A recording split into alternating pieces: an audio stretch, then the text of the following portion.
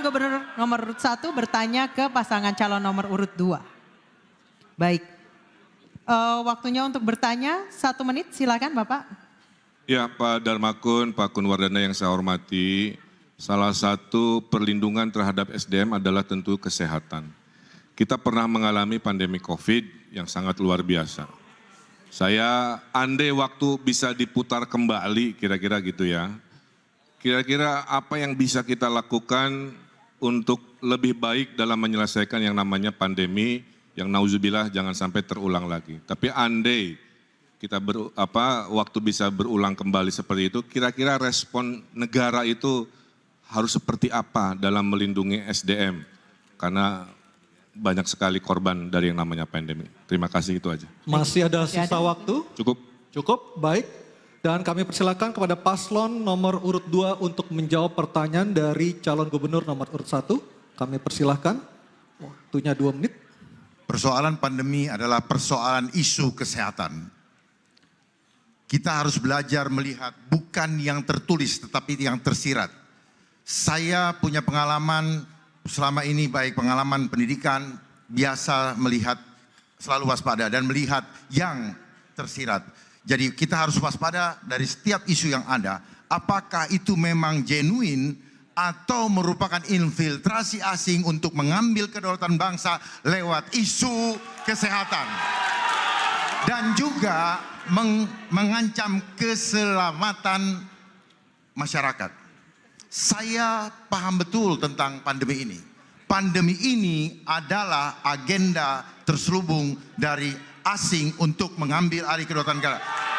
Sehingga terlihat sekali begitu rapuhnya bangsa ini sampai harus mengikuti istilahnya saja ikut. Kenapa bukan Taufik? Kenapa ngikutin COVID?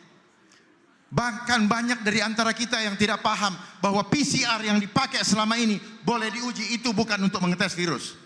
Jadi itu hanya untuk mengecek asidosis. Dan kenapa harus dicolok-colok? Kenapa tidak ambil dari ludah? Kalau memang mau ngetes virus. Oleh sebab itu, seorang pemimpin masyarakat, terutama otonomi daerah DKI, harus memperjuangkan segala sesuatu untuk melindungi warganya.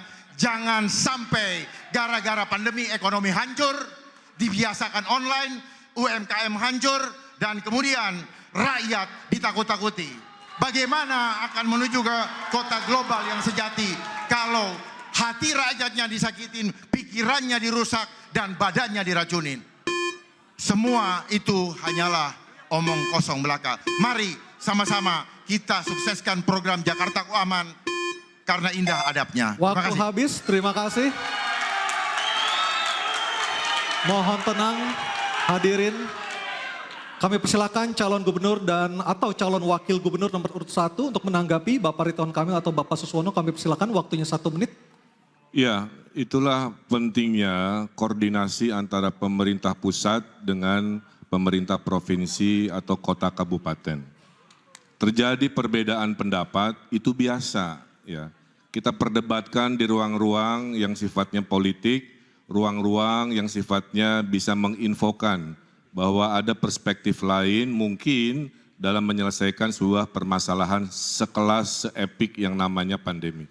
Tapi ujung-ujungnya pemimpin kalau sudah mengambil keputusan di level pusat, maka yang namanya gubernur harus taat. Maka yang namanya bupati, wali kota harus taat karena dalam pengelolaan krisis memang harus satu komando. Terjadi perbedaan dalam prosesnya, tapi ketika sudah diputuskan oleh pemimpin level presiden, tentulah serempak di bawah harus mengamankan dan menjalankan dan menyelesaikan permasalahan secara kolaborasi. Terima kasih. Baik, terima kasih. Kami silakan pasangan calon nomor urut 2 untuk merespon tanggapan dari pasangan calon nomor urut 1. Waktu Anda 1 menit. Oke, tenang dulu. Waktu Anda 1 menit, silakan baik. Bapak. Solus populi suprema lex esto. Keselamatan rakyat adalah hukum tertinggi, bukan begitu Ibu Zuro? Oleh sebab itu, jangan adigium itu digunakan dengan cara yang terbalik.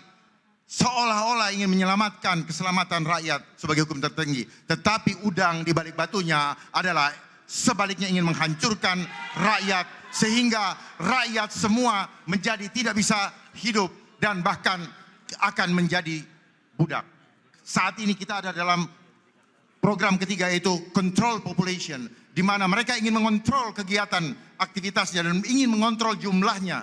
Jadi perjalanan menuju ke 2045 akan menjadi masa kecemasan bukan masa keemasan, ketika rakyat harus ditakut-takuti dengan segala macam regulasi. Jadi sebagai seorang pemimpin harus berani berdiri di depan untuk mengambil tanggung jawab dan risiko apapun untuk menyelamatkan. Waktu habis. Waktunya habis, terima kasih. Kami persilakan pasangan calon nomor urut 2 untuk kembali ke tempat. Pasangan calon nomor urut 1 harap di tempat tetap berada di sini.